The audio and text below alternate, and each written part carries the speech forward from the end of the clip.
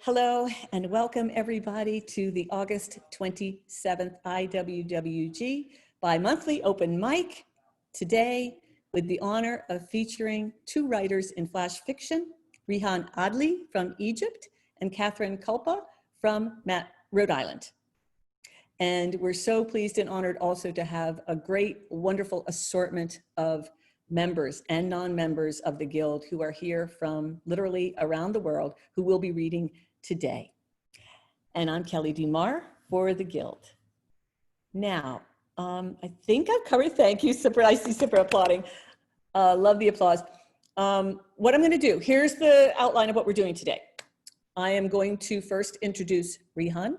She is going to read for about 6 minutes her flash fiction. Then I'm going to introduce Kathryn Kulpa, who actually has taught flash fiction in our digital village at the Guild.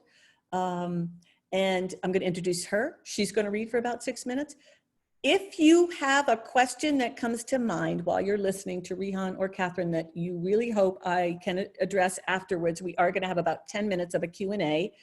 Please just put your question in the chat room and I'll look for it. And I will ask that if we have time. And so otherwise, after that, we're going to be going into the open mic, which is all of you. And that whole lineup is who's going to be reading today.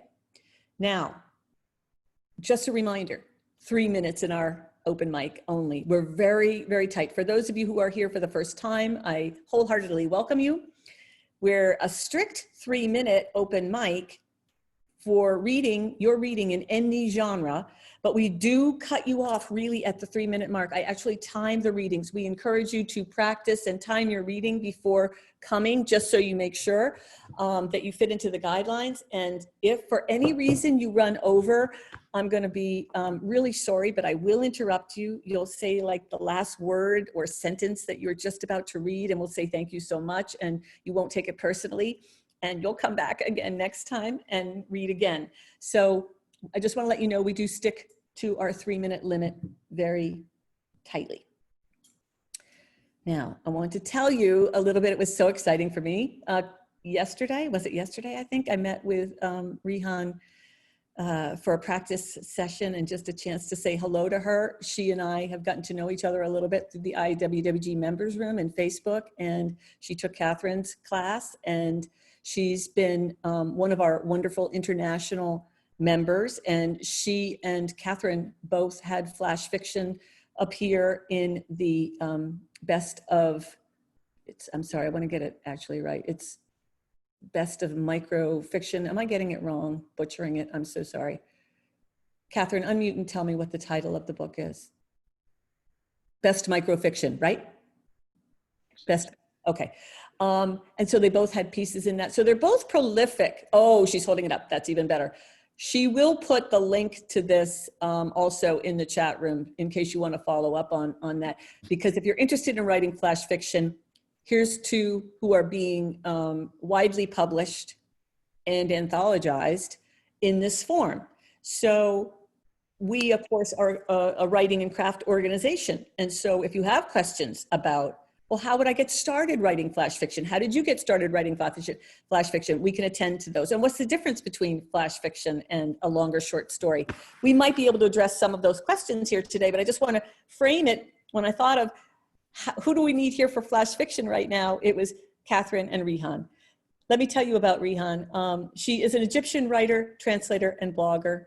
Her fiction has appeared in over 40 online journals, including Litro, the Citron Review, the Sunlight Press, Lost Balloon, Flashback, Flash Frontier, Ellipsis Sign, OK Donkey, Bending Genres, Connotation Press, New Flash Fiction Review, and the Vestal Review, among others. And in 2019, she was nominated for the Pushcart and Best of the Net. Her work is included in the Best Microfiction 2020 anthology. Riham lives with her family in Giza, Egypt, and you can find out more about her through some interviews in Flash Frontier magazine and Flashback Fiction Journal, and those links should appear in the chat, and if they don't, we will make sure to get them to you. And now I am pleased and proud and grateful to introduce to you Riham Adly. Go ahead and unmute Riham. And I'm going to spotlight her. And I'm going to remind anybody to turn off your camera if you don't want to be pictured. And Riham, whenever you're ready, please begin. Okay, I'm ready. Okay. The ladder. Sarah, sweetheart, ما تسيبينيش. Please don't go. He sings a strained plea that sounds like it struggled to break free from his throat. Mahmoud calls me bonbonayet umri, which means the bonbons of his life, because of the way I smile. I used to argue with him about it, but Mahmoud has his own logic about everything. Our relationship was like going up and down a ladder. Egyptian men are never romantic, and Egyptian women love cliches. He's the odd romantic, and I just resent cliches. When I watch him walk into my room every day, I get the sickening sense of satisfaction. He comes in, wearing that funny hat that clings to his head, his stubble a day or two old. The color of his scrubs matches the cerulean blue of his eyes, another rarity in Egyptians. Those new frameless glasses suit him. Yesterday he smuggled in dandelions, a wilted bunch snatched from the side of the road. I wonder why. He's always hated them, called them weeds. He's more of a roses person. I'm not. Ha! He holds my hands, whispers classical rhyming Arabic poetry to my sleeping frame. I know he knows I can hear him, and I know he knows I don't like poetry. He's provoking me, another helpless strategy to bring me back. One of the perks of my present situation is having that exquisite liberty to come and go whenever I please, regardless of my motionlessness. It's easier to play ghost when you're in a coma. I like to scare the nurses and the night shift newbie residents, but nothing scares Mahmoud, except for flat lines, and to be specific, my occasional flat lining on the monitor. I love where I am right now. Gentle sun rays light up the loggia overlooking garden. Sunflowers and soft-scented dandelions are everywhere. Tall trees sway to my singing. The smell of grass is earthy and strong. I like making breaths, a luxury I've never had in my block apartment in Giza. That's in Egypt, in case you were wondering. Rich friends living in the suburbs bragged about their villas and gardens. Mahmoud was one of them. When he proposed, against the will of his parents, I said yes, so I can have that garden. He loved it when I let my hair fall in untamed mess around my face. He went half mad when I decided to wear the hijab and cover my hair for good. We almost broke off the engagement when on the 28th of January, I joined the protests that preceded the 2011 revolution. I begged him to come join the volunteers in the makeshift hospitals and the later battlefield after Central Security Forces blasted us with tear gas. We never kissed and never will, but right now he kisses my grayish eyelids that are perpetually shut until I finally wake up. That's what he thinks. Today's going to be the day. I can feel it. I watch him scrub for his upcoming surgery. I observe this intense look in his eyes as he says, oh. He squints when he's deep in focus, and when he does, his nose looks like spear-like missiles. The nurse wipes the sheet on his forehead before he trickles. I observe his gloved hands, hands that could have helped save best friend from bleeding to death when the police shot her right into her left eye. His parents are proud of him for backing up the regime, that they forgive him for hanging on to me, but I don't. Something goes wrong with the surgery, and the newbie nurse I tried to scare earlier uselessly tries to zap the life back into my heart with that external defibrillator. Today he screams like a wounded hyena, like a madman. The sound of his sobs annoy me. Men don't cry. Doctors with degrees from Johns Hopkins or Yale or whatever don't cry. Didn't his proud parents teach him that? He should have tried crying next to a tear gas canister. He got what he deserved when rubber bullets fired at close range that day dislodged a chunk of my skull penetrating my brain. They had to hold him still to shoot the sedative in his arm. You had it coming, I whisper in his ears. Karma deserves a high five. When he wakes up, he stands tall over what's left of me. But my legs are quick up that ladder. To heaven, in case you were wondering. Thank you.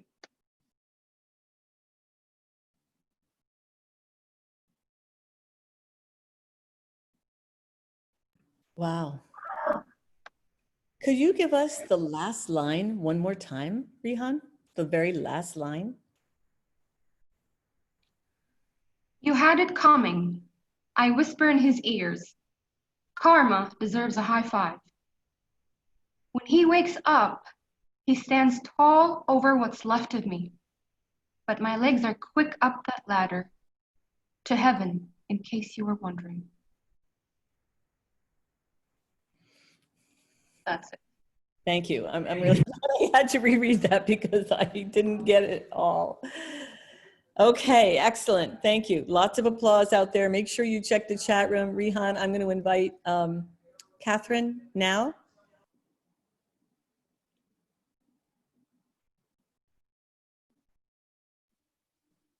Hi, everyone. I think a few of you might have seen my cat in the background there. She's joining me for my reading. And I am going to start with a piece that appeared in the Best Microfiction Microfiction of 2020. Kathryn?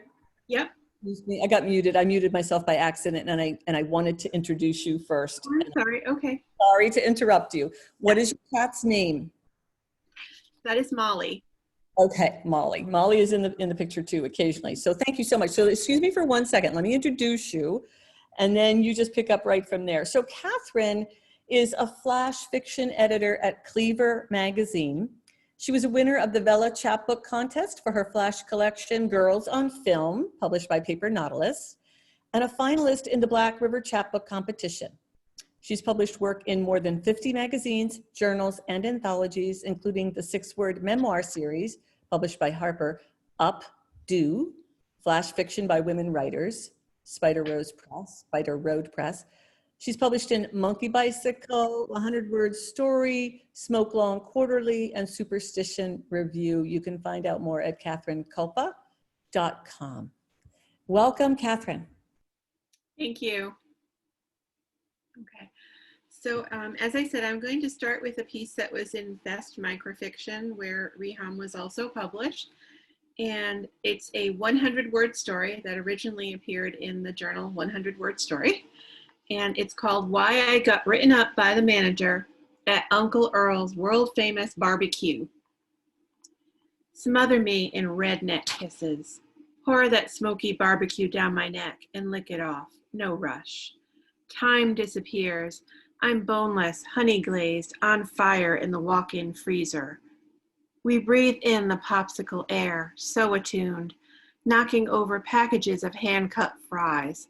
Nobody's hand-cut those fries. They're damn crinkle cuts. People can be so stupid, like we're stupid now.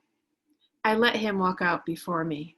Brandon's bitching about the line. No such thing as a smoke break, and did I bring the key lime pie? I tug my bra straps up, say, we're out of pie.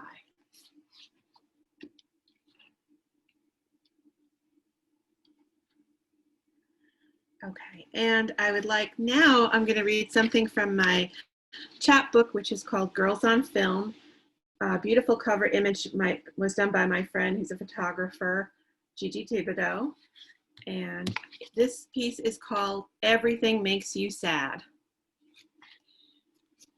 You're driving to the lawyer's office to file your bankruptcy papers, and a cheesy 1970s song by Paul McCartney comes on the radio, and that makes you sad because your childhood decade is now a retro fashion layout in teeny bopper magazines and a primetime revisionist nostalgia sitcom, instead of a private joke between you and your best friend, the way it was when you were still the youngest generation, a generation nobody had X'd yet. And now your banana seats and pop rocks are some other 12-year-old's happy days, and that makes you sad.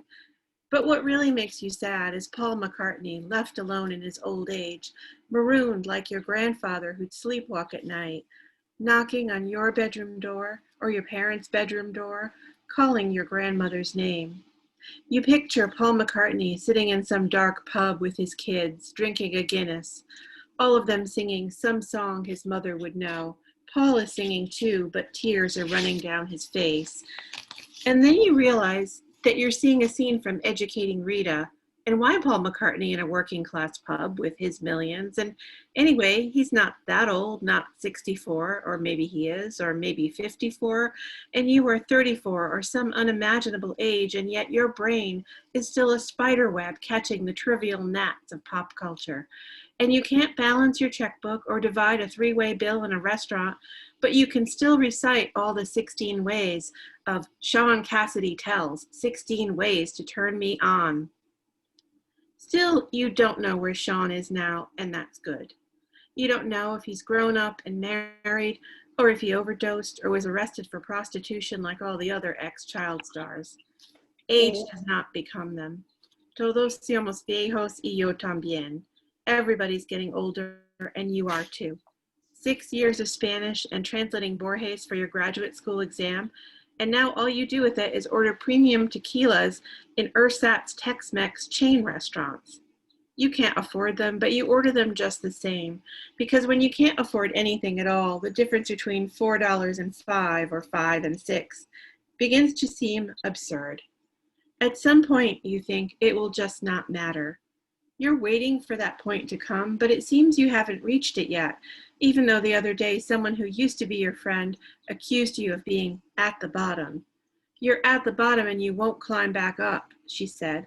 But this isn't the bottom. If it were the bottom, you wouldn't cry when you cross bridges because suspension makes you sad. You wouldn't cry because the woman sitting across from you in the temp agency wears green plastic clogs, the ugliest clogs you've ever seen, and ugly shoes make you sad. You wouldn't cry over poor widowed Paul McCartney, or the fate of washed up child stars, or airplane crashes, or your cat's ear infection, or the bored, underpaid teenage girl putting sugar in your coffee at the drive-thru when you asked for no sugar.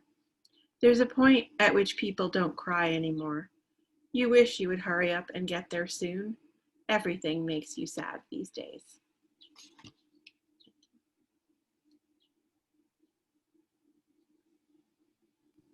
Oh, wonderful. Thank you. Thank you, thank you. So we had two pieces from Kathryn, right? And we had one from Riham. So we really had short, a little bit longer, and then right smack in the middle, flash. And there's tons of remarks going on for both of you in our chat room. So if you want to have a question for Kathryn or Riham, please feel free to post it in the chat room now. And I'm going to ask, in the meantime, I want to ask if you, Kathryn, tell us a little bit about the inspiration for either one of those pieces. You know, it's like, okay, so flash, you write almost, you write a ton of flash. So it's a form, you're mastered, you know, and you know how to do it. So tell us a little bit about how you approach a point of inspiration and then sort of create it as flash, because I think that there's a lot of readers, listeners here that might be thinking, well, I've written short stories and I've written poems, but what is this form getting to that I could get to? Right. Well, I mean, there are different kinds of flash. A lot of mine tends to be on the lyrical side, so it's not necessarily a beginning, middle, end story. It may be more a chain of images.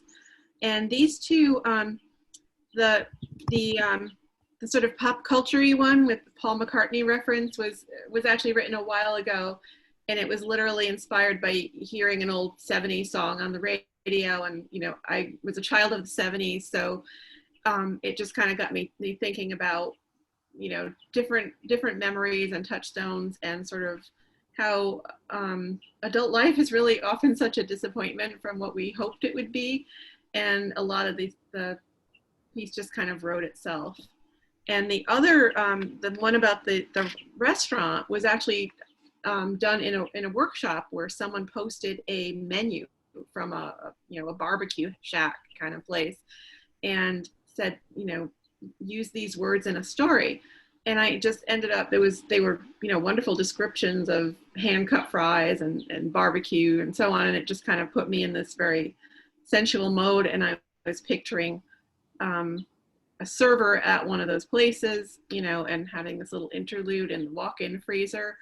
And so again, that was something that came from a concrete observation and just kind of spun into this little fun fantasy.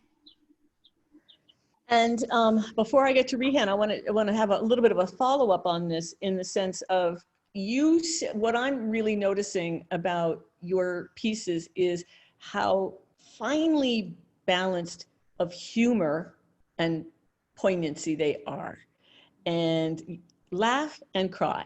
You really seem to really lean in both those directions in such a beautifully balanced way. So I'm curious about, is that your natural voice, or have you cultivated that consciously? I'm just curious about your perception about that wonderful ability to be funny and poignant in such a short piece in equal measure. I think that's my natural voice. I mean, I think I tend to have a kind of dry sense of humor, and to sort of make fun of myself a lot, and, sort of undercut real emotion, but kind of undercut it with a little perspective of humor. Mm-hmm. Well, beautifully, really rendered wonderfully in there. Now, one thing for Riham, somebody is asking, Jane Pearl is asking, Riham, what inspired your piece? Would you unmute and tell us a little bit about that, please? I wrote this piece like about 6 years ago, but it only got published 2 years ago in Brilliant Flash Fiction. And the story is really about, when I first started, it was about survival. We've experienced a very difficult time in Egyptian history back in 2011, when the revolution broke out and people stood up for what they believed, and they ousted the regime. And I witnessed firsthand all the atrocities that took place, and a lot of people died for what they believed. A lot of people died to have their voice heard. I've seen a lot of women, young men die, and naturally, I have that angry voice because women in our society are always asked to live a life in repression, and to simply just obey, simply just say yes to everything, to just, it's what my mom keeps telling me, just stay silent, keep your mouth shut, don't stand up to anyone, don't stand up to your partner, don't stand up to your coworker if they're men. And I wanted to write some piece where I get to triumph over, the society, the masculine society that I'm living in, and it happened to be during that time. And the narrator really is a dead person's ghost. She's been in a coma, but she's very triumphant and she's very strong, and she won. At least that's from her own point of view, that she won. She when she left, she was very happy, and she was able to kind of like I don't know, express herself, exact a sort of revenge, that kind of thing. I had that going inside me, a kind of like bubbling volcano, something of that sort. When I was writing that piece, I just wanted to have a sense of feeling that I'm winning somehow through expression, through storytelling. And to me, all my stories are basically moving in that kind of line of expression, expressing what abuse is about, expressing what the society and the culture is doing. And sometimes I write about my very own experiences. So every piece is driven with that need to express, with that need to show the world what's going on, with that need to show the world what's going on inside me personally, my very own anger or my very own need to express. So that what motivates, that what inspires basically all my stories. They all run in similar threads, and they all tell interconnected stories. And it's kind of, if you read the bulk of my work, you feel like this is a work about a sisterhood in an oppressed culture. So that's basically it. Yeah, a lot of anger. That's what inspired. Right, but there's a lot of, but your story is not one-dimensional, and it doesn't really come across as an angry piece. It comes to... Yeah, but that's the inspiration, the anger. Thank you so much for telling us that. And I'm going to encourage anybody who has another question for either Riham or Kathryn to go ahead and please put it in the chat room. But I want to ask you maybe one question more, Riham, about form and your own sort of getting to the idea of flash fiction and your kind of view about what is this form you are writing in, and that you seem to write in quite a bit. And tell us a little bit about your own process of sort of getting to this genre and what you think about it. When I first started writing flash, I was originally into poetry. I was more into poetry, but I don't know, the poetry I wrote didn't get enough audience. And personally, to me, it wasn't that powerful. It needed something, an extra push. It needed a kind of a conflict, a kind of, to have a frame where the reader would just understand more, connect more emotionally. For me, it's really important to connect emotionally with the reader. So when I discovered Flash, I thought it was just perfect. I mean, the size is like a bite-sized story. It has conflict, it has character, it has a beginning and it has an end. It's a series of images, just like Kathryn said, and that's perfect because I'm more poetry-oriented when I write. I too like writing lyrical prose. So for me, it was just perfect. And there was lots of flexibility in the form. It doesn't have rigid rules. There's so many types of flash. There's a flash that comes in a list. There's a flash that comes, a flash in the form of a text or an email. There are like a gazillion forms of flash. There's nothing really binding. There is no set rule when you do write flash. A flash can come out as a piece of poetic prose and it would still work as a story. The most important thing is that I have a character and I have a conflict and I have something to say. And it still has that poetic form that I love so much. So the best thing about it is that you keep expanding. Yeah. Yeah. Yeah, lots of compression with it. And it's interesting. So I really hear you saying what you can do with character in particular really matters to you. There's something you're able to do in this form of flash with character that you're not able to do in, or you haven't, it just hasn't worked for you the same way in poetry. Exactly. I'm curious, Kathryn, if you have any additional thoughts on that idea, that how you got to writing flash, but I'm also interested in this idea that I'm wondering if other people wonder this too. People, you must get asked, how do you know the ending? Like, and is it different to, okay, so what's a satisfying ending in Flash? I know that's a very, it's almost like a funny question because you ask the same thing about a poem or whatever, but every form does end in some way. And I'm curious about your own discovery of ending, your own practice of ending, or your own sense of what is the ending. for either one of you, and you're both unmuted, so either one of you feel free to jump in.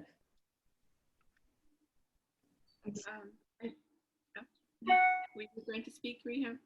No, I'm waiting for you. Well, I think for me, an ending, I mean, I always feel like a flash needs to end with a strong image, but also I feel like there's something that can happen in the end where it's like the story sort of turns around and bites you in a way. You're sort of going along, and then maybe the ending jerks you out short and kind of makes you think about it in a different way.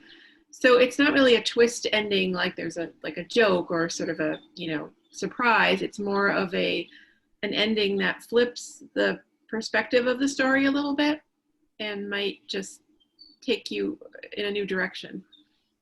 Okay, so you said, I love what you just said. You said that a story, a flash piece needs to end often with an image. And then you told us the image that you follow in thinking about an ending is it kind of has to turn around and bite you.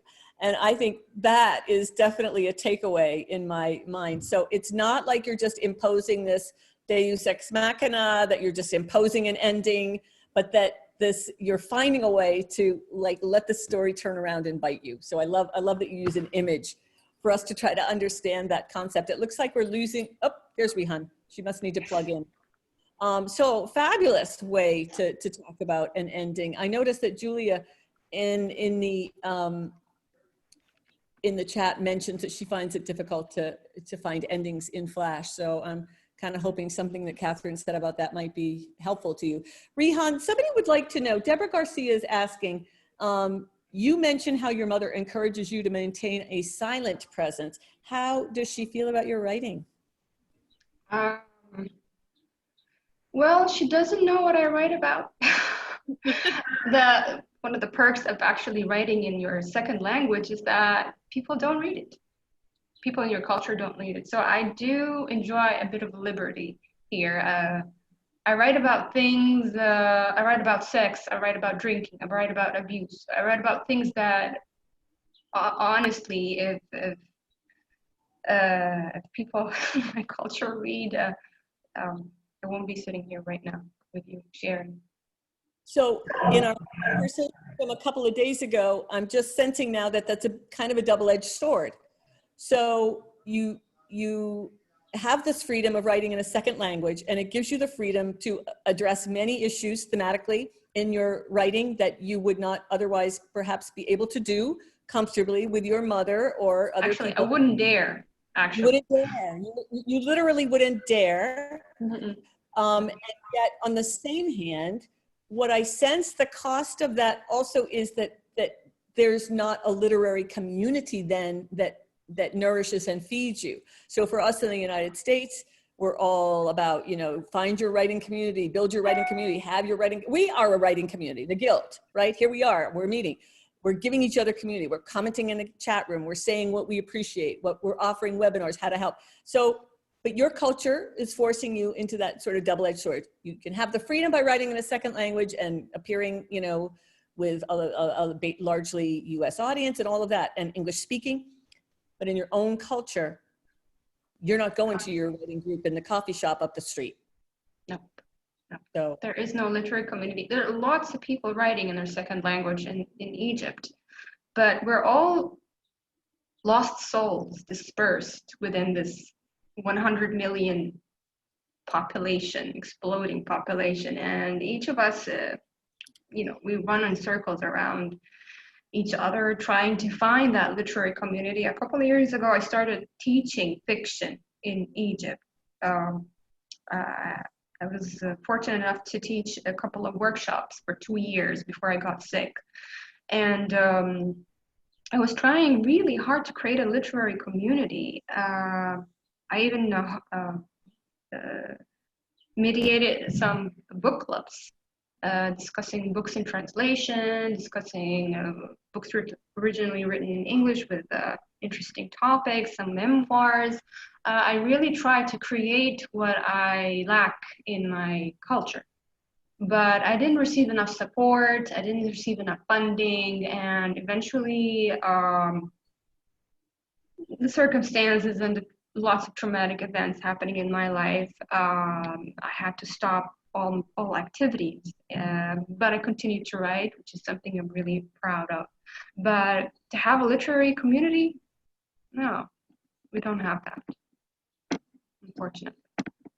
Well, yes, I really appreciated you talking to you too a couple of days ago just about how much the Guild has meant to you and how supportive you are of us. And we're so grateful to have you part of our literary community, and hope we will certainly continue to stay connected and in a reciprocal way. And so please feel free to comment any more in the chat room to either Kathryn or Riham as we move into our open mic and we hear even more voices. I just really want to thank you so much, Riham and Kathryn, for bringing such beautifully crafted pieces and such really wonderful topics to our experience of literature here today. And definitely hoping we will stay connected with you. And I am going to ask, just remind you, Kathryn and Riham, however you want to be contacted or whatever links you want to share, please put them in the chat room. And as we shift over to the open mic, I just also want to mention that if you read and you have a collection of poetry or prose or whatever, or a link from a published short story or something, feel free to put your hyperlink in the chat room. We're always happy to share those with each other and copy whatever links you want to follow. And I know there's a lot of muting going on, but if everybody just wants to unmute for a moment and we could at least applaud our features with a little hand clapping. Excellent. Hooting, whatever you want. And I am going to stop recording.